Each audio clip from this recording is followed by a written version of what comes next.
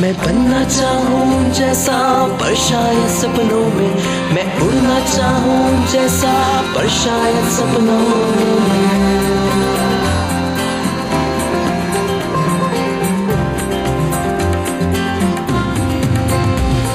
सपनों की है उड़ान, कांटे बन गए फूल समान, रोक न पाए वो मुझको मुट्ठी में मेरी है आसमान।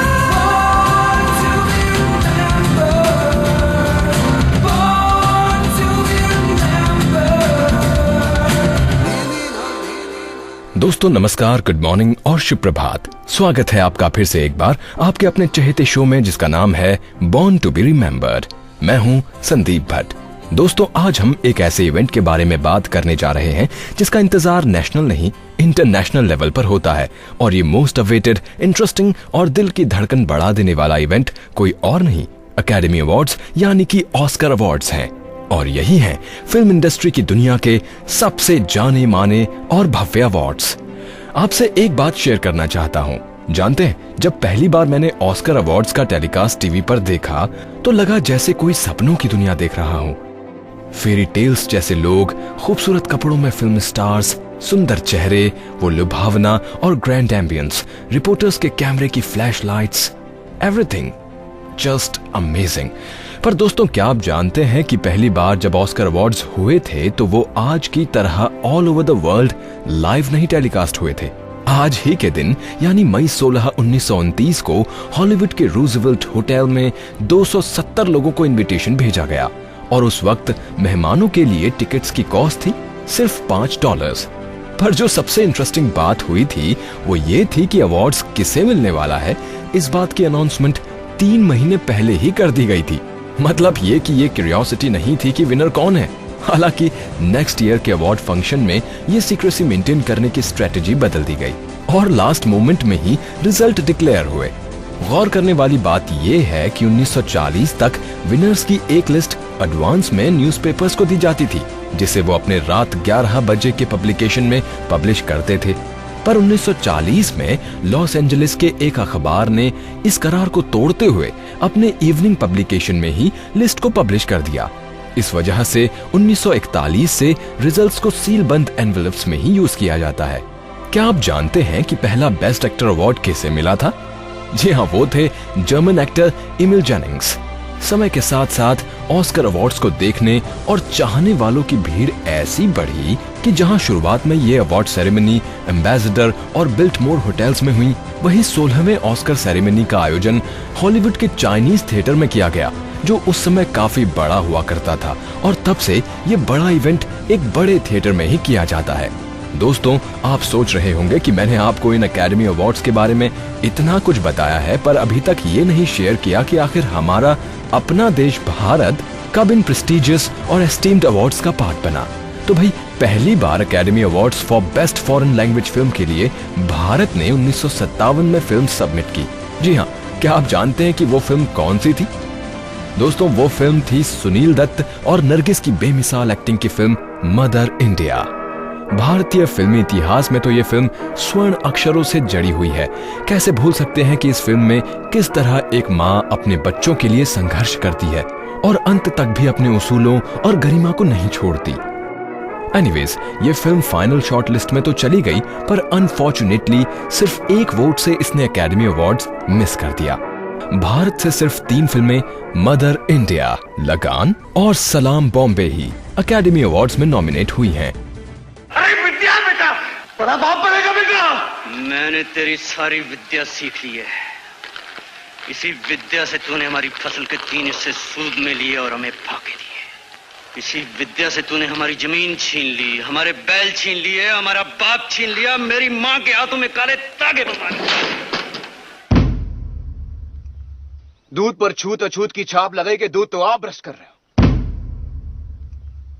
सारे गांव की सांस ही छूत अछूत के धुएं से काहे घोट रहे हो मुखिया जी? चमड़ी के नाम पे मन को छलना कौन नेक काम है का? फिर काहे पूछते राम जी को, जिनने सबरी के झूठे बेर खाए? जो भगवान सबकी नैया पार लगावत है, वो की नैया एक छोटे जाति की नाविक ने पार लगाई। ये सब जानने के बाद भी छूत अछूत की बात करे हो। और अभी तक हमारी किसी फिल्म को इस कैटेगरी में अवार्ड नहीं मिल पाया है। पर जरा रुकिए, आप ये निराश मत होइए, ऐसा नहीं कि हमने कोई अवार्ड नहीं पाया है। एकेडमी अवार्ड्स की श्रृंखला में ऐसी कई कैटेगरीज हैं जहां हमने अपना परचम लहराया है भाई। भानु अथैया को बेस्ट कॉस्ट्यूम डिजाइन का अवार्ड मिला with John Mollo for the film Gandhi.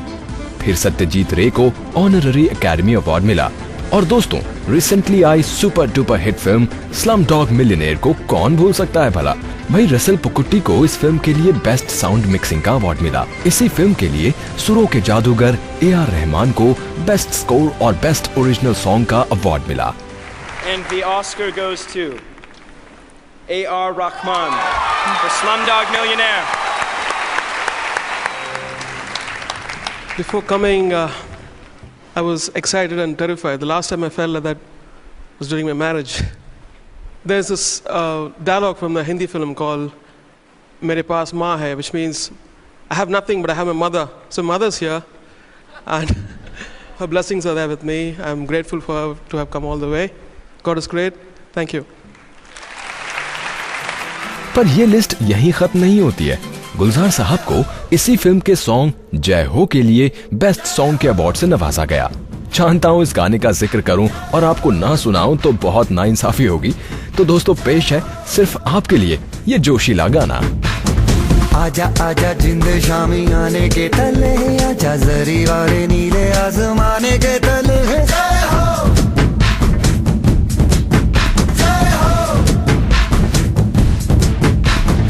आजा आजा जिंदे शामी आने के तले है, आजा जरी वाले नीले आसमाने के तले है।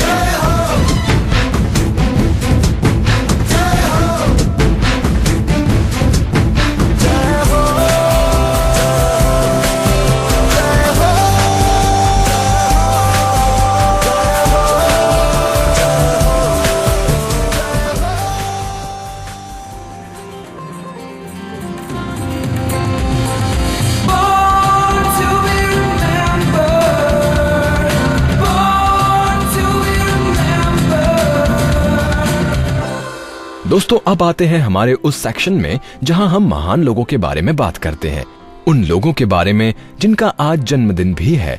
तो शुरुआत करते हैं उस महान हस्ती से जिसके हिंदी लिटरेचर में योगदान के कारण आज हम संस्कृत ना जानते हुए भी महाभारत जैसे ग्रंथों को हिंदी में पढ़ सकते हैं। जी हाँ दोस्तों, सही पहचाना कि हम बात कर रहे हैं आचार्य महावीर प्रसाद द्विवेदी की।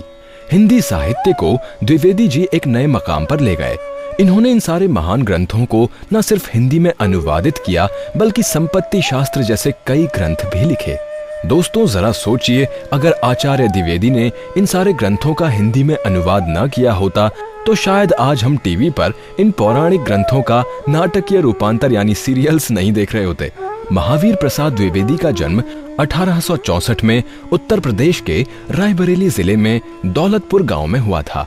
और आपको पता है, उन्होंने कई भाषाओं में महारत हासिल की थी। उन्हें कई भाषाएं आती थी जैसे कि संस्कृत, हिंदी, भोजपुरी, मगधी, मैथिली, बुंदेली वगैरह वगैरह। और उन्होंने हिंदी कविता का एक नया दौर भी शुरू किया जहां उन्होंने एक अलग शैली में हिंदी की कविताएं लिखी।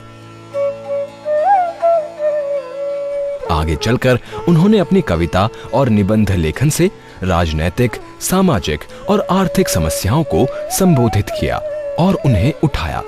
दोस्तों इसी क्रम को आगे बढ़ाते हुए मैं आपको कुछ पंक्तियां सुनाना चाहता हूं जो ली गई हैं श्रीमद् भगवद गीता से, जहां श्री कृष्ण अर्जुन को गीता का ज्ञान दे रहे हैं।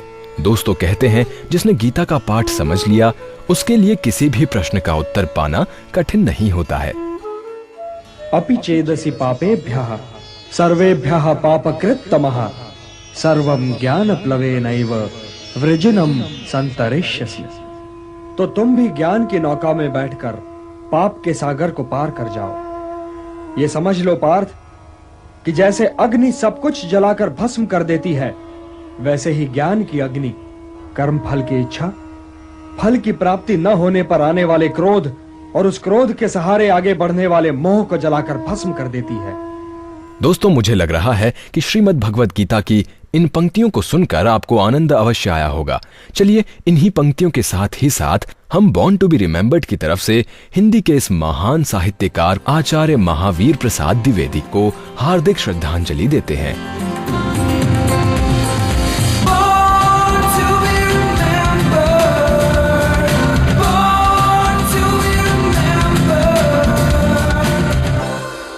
और चलिए बॉर्न टू बी रिमेम्बर्ड में हमारी अगली महान हस्ती जुड़ी हुई है रसायन विज्ञान से।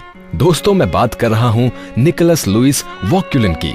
वॉक्यूलिन एक फ्रेंच केमिस्ट थे जिन्होंने बेरिलियम और क्रोमियम एलिमेंट्स की खोज की। इन्होंने पैक्टिन की भी डिस्कवरी की जो कि जैम्स और जलीज में यूज होता है। और तो और इन्होंने फर्स्ट एमिनो एसिड को भी आइसोलेट किया। तो दोस्तों ये महान हस्ती तो डेफिनेटली हम जैसे भूखे लोगों के थैंक्स की हकदार है, जिनके कारण हमारे आपके फ्रिज में जैम्स और जलीज रहती हैं और हमारे जैसे आराम पसंद जब मन करे उसे खा सकते हैं, और वो भी बिना कुछ खास मेहनत किए, है ना। So very happy birthday to वॉक्यूलिन।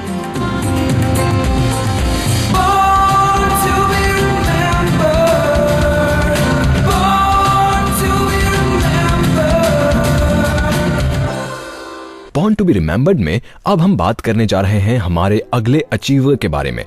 दोस्तों हम सब में शायद ही कोई ऐसा होगा जिसे कार्टून मूवीज ना पसंद हो। अरे नापसंद तो दूर की बात है, मैं ऐसे कई लोगों को जानता हूं जो 60 के होकर भी कार्टून मूवीज से अपना लगाव कम नहीं कर पाते। और बात जब कार्टून मूवीज की हो रही हो तब बात movie snow White and the seven dwarf की ना हो, ये बात तो बिल्कुल पॉसिबल नहीं है। दोस्तों इस मूवी में स्नो वाइट के कैरेक्टर में जिस सुरीली आवाज ने जान डाल दी वो जादू भरी आवाज थी अमेरिकन एक्ट्रेस और सिंगर एड्रियाना मिशेल कैसेलोटी की। एड्रियाना मिशेल को 1994 में डिज्नी लेजेंड के नाम से सम्मानित किया गया, और हम आपको बता दें कि वो फर्स्ट फीमेल हैं जिन्हें वॉइस कैटेगरी में अवार्ड मिला था। I'm awfully sorry. I didn't mean to frighten you, but you don't know what I've been through. And all because I was afraid. I'm so ashamed of the fuss I've made. What do you do when things go wrong? Oh, you sing a song.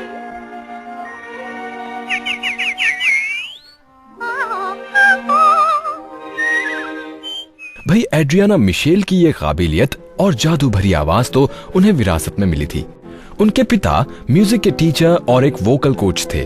उनकी मां Maria orifice royal opera में singer थी, और तो और Adriana की बड़ी sister Louis भी ओपेरा गाती थी।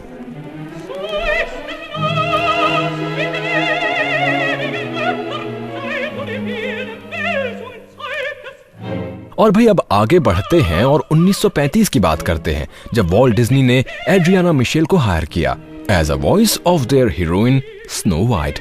उन्होंने ही एड्रियाना को इस कॉन्ट्रैक्ट के चलते $970 उस जमाने में पे किए, जो आज के रेट के हिसाब से तकरीबन $15,491 हुए। पर उनके इस कॉन्ट्रैक्ट ने ही उन्हें रेस्ट्रिक्ट कर दिया और वो किसी और प्रोजेक्ट पे काम ही नहीं कर सकी। हालांकि आगे चलकर उन्होंने कुछ प्रोजेक्ट्स किए जो बहुत सक्सेसफुल साबित नहीं हुए। हालांकि उन्होंने कुछ प्रमोशनल प्रोग्राम्स भी किए अपनी film Snow White and the seven dwarfs के लिए।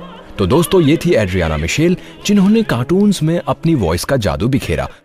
तो दोस्तों हमारी तरफ से एड्रियाना मिशेल को उनके जन्मदिन पर हार्दिक श्रद्धांजलि।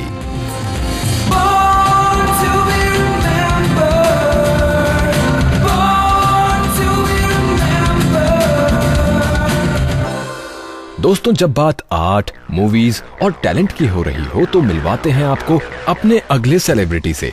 जी हाँ, मैं उन्हें सेलिब्रिटी ही कहूंगा क्योंकि उनका तो बस नाम ही काफी है। Name's Bond.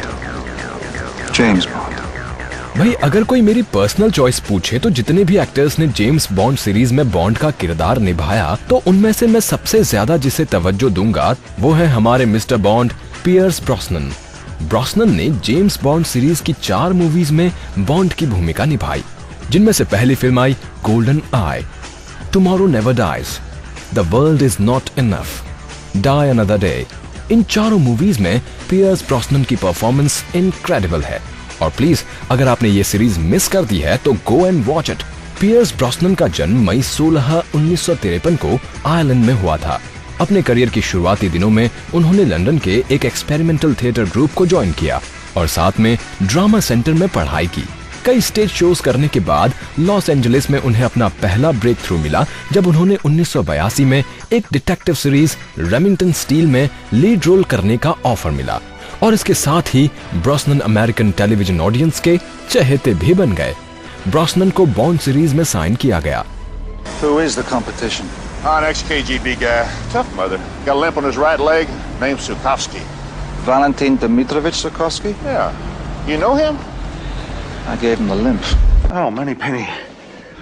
Oh, Miss Frost. I'll show you your room. A palace of ice. You must feel right at home. Do you destroy every vehicle you get into? Standard operating procedure. Boys with toys.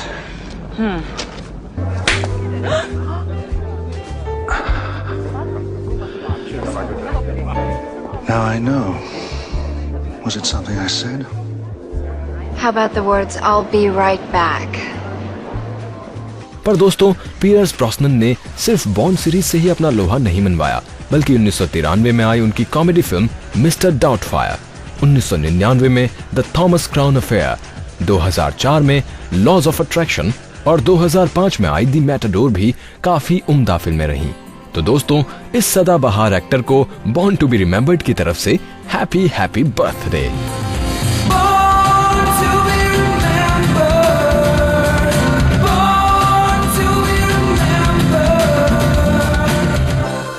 दोस्तों, मुझे ऐसा लग रहा है कि आपका मन अभी पंख फैलाकर उड़ने लगा होगा। भाई, हमने बात मिस्टर बॉन्ड की जो की थी, और आप सोच रहे होंगे कि प्रोग्राम की शुरुआत से ही मैं बस मूवीज और एंटरटेनमेंट की बातें किए जा रहा हूं। तो दोस्तों, अब बात कर ही लेते हैं कुछ पढ़ाई लिखाई की भी।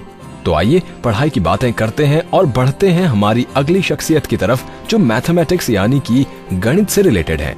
दोस्तों, एक राज की बात बताऊं, जब मैं छोटा था तो सोचता था कि आखिर ये सब्जेक्ट बनाया किसने, वो इंसान पक्का बच्चों का सबसे बड़ा दुश्मन होगा। पर जब धीरे धीरे मैं बड़ा हुआ तो मेरे पापा ने मेरी आंखें खोल दी और मैथमेटिक्स का होना कितना इम्पोर्टेंट है ये बताया। वैसे मैं जानता हूँ आज बड़े हो जाने के बाद भी हमारे कई दोस्त मेरे पापा की बात से सहमत नहीं होंगे, पर कोई बात नहीं दोस्तों, मैं आपके साथ हूँ। वैसे अगर मैथ्स की जहां तक हम बात करें तो मैथ्स में लड़कों को ज्यादा अच्छा माना जाता है, लेकिन आज के जमाने में लड़कियां भी कुछ कम नहीं है। और अब हम जिस पर्सनैलिटी की बात कर रहे हैं वो गणित के प्रकांड विद्वान रही हैं। हम जिनकी बात कर रहे हैं उनका नाम है मारिया गेटाना आग्नेसी। मारिया को मैथमेटिक्स में कंट्रीब्यूशन के लिए सबसे ज्यादा याद किया जाता है for the curve known as the witch of Agnesi. क्या नाम है ना दोस्तों, विच ऑफ आग्नेसी। वैसे ये उनके सबसे इंपॉर्टेंट वर्क्स में से एक था। यहाँ पर एग्नेसी ने elementary problems of maxima, minima, tangents and inflection points, integral calculus और दूसरी क्लियर समरी प्रोवाइड की है जो state of knowledge in mathematical analysis से जुड़ी हुई है। साउंड इंटरेस्टिंग ना, या फिर डिफिकल्ट? भाई वाह, इतनी सारी मैथमेटिकल थ्योरीज इन्होंने दी हैं कि मैं बस पढ़ने बैठूं तो खत्म ही ना हो। पर पर्सनली उनके बारे में मुझे जो एक बात फील हुई वो ये कि मैथमेटिक्स शायद उनके लिए एक हॉबी थी। वो उसके लिए इतिहास के बाकी गणितज्ञों की तरह अपने लास्ट टाइम तक पैशनेट नहीं रह पाई, बल्कि अपने पिता की मौत के बाद उन्होंने गणित से अपने सारे रिश्ते तोड़ दिए। मारिया गेटाना आग्नेसी का जन्म मिलान में 16 मई 1718 को एक बहुत ही वेल्दी और लिटरेट फैमिली में हुआ था। मारिया ने 5 साल की आयु में ही फ्रेंच बोलना सीखा और 9 साल की होने तक उन्होंने लैटिन, ग्रीक, हिब्रू और कुछ अदर मॉडर्न लैंग्वेजेस में मास्टरी हासिल कर ली थी। और दोस्तों यही नहीं, अपनी किशोरावस्था में तो मारिया गणित की मास्टर बन गई थी। एग्नेसी का नेचर थोड़ा शाय था और वो ज्यादातर लोगों से नहीं मिलती थी, पर उनके पिता से मिलने काफी इंटेलेक्चुअल्स आते थे। मारिया इन सारी गैदरिंग्स, सेमिनार्स, फिलोसॉफिकल और मैथमेटिकल डिस्कशंस में जरूर भाग लेती थी। इसी बीच उनकी माँ की मौत हो गई और वो ज्यादा अकेले रहने लगी। फिर भी यहाँ उन्होंने मैथमेटिक्स का साथ नहीं छोड़ा था। साल 1738 उनकी किताब आई प्रीपोजिशनेस फिलोसॉफिके। ये किताब उनके घर के उन सारे इंटेलेक्चुअल डिस्कशंस का आउटपुट थी और इसी के बाद उन्होंने 20 साल की उम्र में अपना सबसे इंपॉर्टेंट वर्क स्टार्ट किया था, यानी एनालिटिकल इंस्टीट्यूशंस। पर दोस्तों मैथमेटिक्स के लिए मारिया का सफर ज्यादा नहीं चला। जब उनके पिता की मौत 1752 में हुई तो मारिया ने मैथमेटिक्स की फील्ड में अपना सारा काम छोड़ दिया और खुद की लाइफ को गरीब, बेघर और बीमार लोगों, खासकर औरतों के लिए डिवोट कर दिया। वैसे ऐसा कितना कम होता है ना कि इतनी काबिलियत होने के बाद भी कोई इंसान अपना सब कुछ छोड़कर लोगों की सेवा में लग जाता है। आज मारिया के जन्मदिन पर आइए हम श्रद्धांजलि दें इस नोबल सोल को।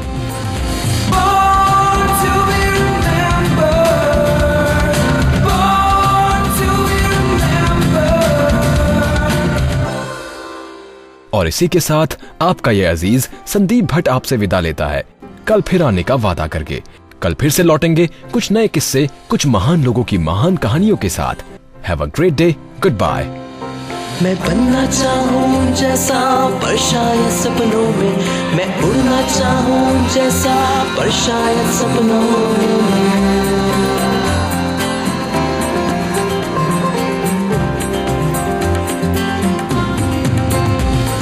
सपनों की है उड़ान, कांटे बन गए फूल समान, रोक न पाए वो मुझको मुट्ठी में मेरी है आसमान।